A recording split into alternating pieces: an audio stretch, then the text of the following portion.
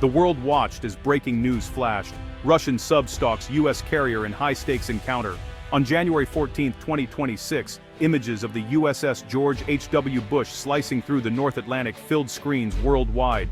An unidentified submarine, believed to be a Russian Akula class, was detected dangerously close to the American carrier strike group. Tension gripped viewers everywhere. Why was it there? What would happen next? The balance of power at sea felt suddenly fragile. A carrier strike group projects unmatched power, but a stealthy submarine is a different kind of threat. A silent hunter. The thought of these forces colliding was deeply unsettling. Experts explained the stakes: international waters, freedom of navigation, and the unwritten rules of engagement. This encounter felt different, closer, riskier, more unpredictable. For the families of those aboard the Bush and its escorts, the news was terrifying. They trusted in their loved ones' training but knew the ocean's dangers and how quickly tensions could escalate. All they could do was wait and hope for a peaceful resolution. The world watched, but for these families, it was personal. The North Atlantic became a stage for a real-life chess match, with warships and submarines as the pieces.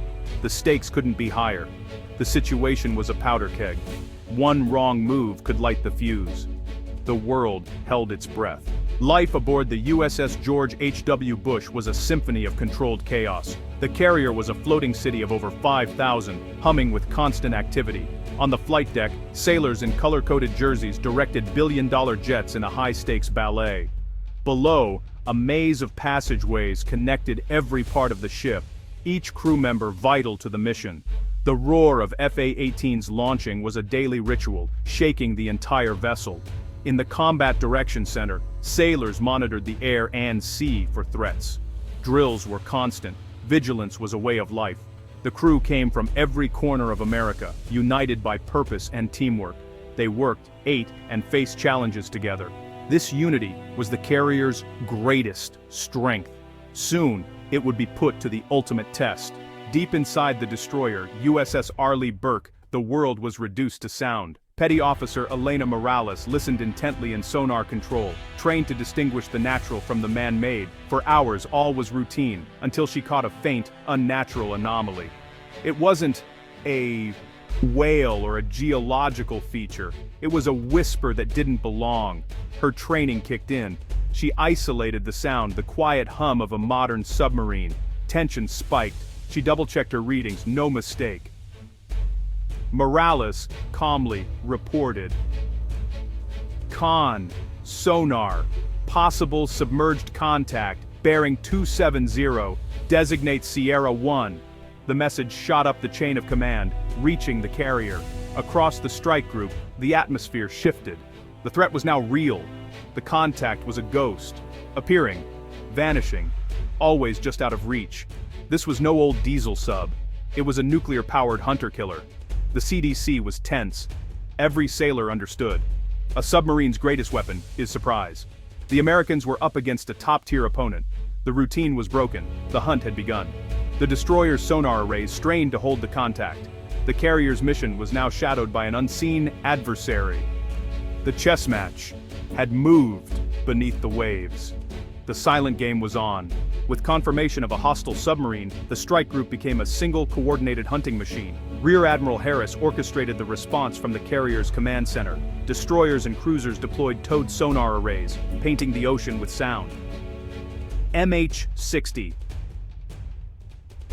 Romeo Seahawks launched, dropping sonobuoys and dipping sonar into the sea. The ocean was blanketed with sensors, every asset working in concert. The hunt was methodical, a test of skill, technology, and patience. Sonar techs and air crews worked in shifts, analyzing every scrap of data.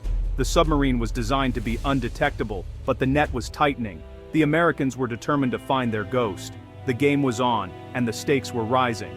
Deep below, Commander Dmitry Volkov of the Russian Vapor watched the American search pattern. His Akula-class sub was a masterpiece of stealth, and he felt confident, almost arrogant. His mission: get within simulated firing range of the carrier, take a photo, and slip away undetected.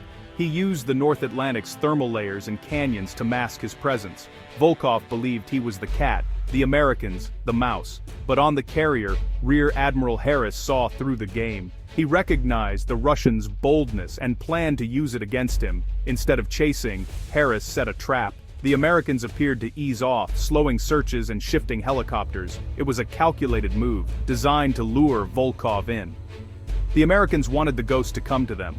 The bait was set. Volkov, seeing the apparent slackening, grew overconfident.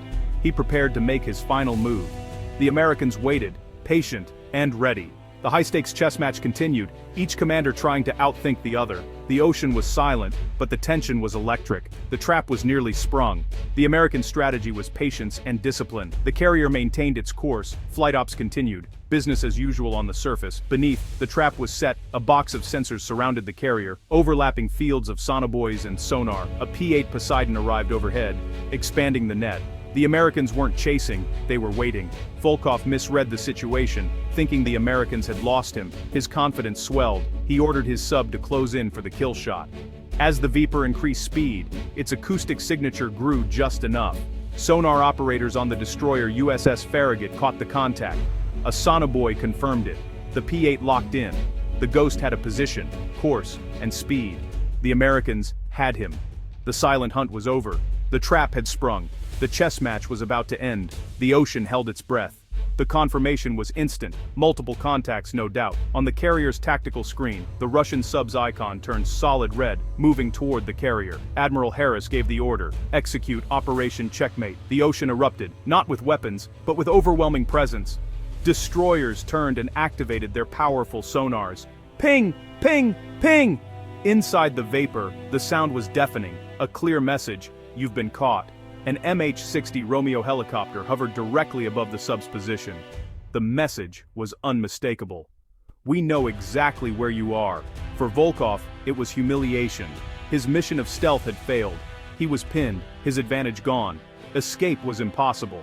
With a heavy heart, Volkov ordered surface the boat. The Akula-class submarine broke the surface, surrounded by American ships. The game was over. The cat had been caught by the mouse. The North Atlantic standoff had reached its climax. The world exhaled. The lesson was clear. In this chess match, patience and strategy had won. The American response was professional restraint. No triumph, no aggression. The USS Arleigh Burke sailed past the surface sub, crew at attention, a silent display. An American sailor took photos, documenting the event. The message, we caught you, we control this space, but we choose de-escalation. Admiral Harris felt pride, not in defeating an enemy, but in diffusing a crisis. The victory was not in forcing the sub to surface, but in doing so without escalating to conflict. The US Navy's greatest weapon was professionalism and judgment. Aggression is easy, restraint requires strength. The incident became a textbook case in modern naval strategy.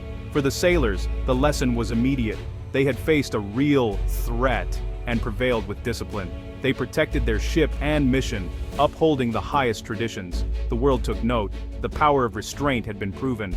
The Vepr, exposed and defeated, received orders to withdraw. It submerged again, not as a predator, but as a challenger bested. The American ships tracked it until it was gone, then resumed their mission. The crisis was over, but something had changed. The crew of the Bush carried a new sense of accomplishment. They had proven true strength isn't about aggression, but control and wisdom. The incident reminded the world, the oceans are not lawless. The US Navy enforced the rules through skill, not force.